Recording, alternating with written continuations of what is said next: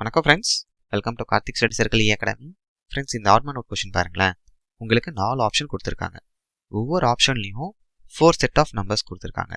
நம்ம எந்த set of numbers வந்து ஆட் மேனுன்னு கண்டுபிடிக்கணும். ஓகே, இதுவும் ரொம்ப ஈஸியான லாஜிக் தான் ஃப்ரெண்ட்ஸ். நேற்று டிஎன்பிஎஸ்சி எக்ஸாமில் கேட்ட கொஸ்டின் தான்.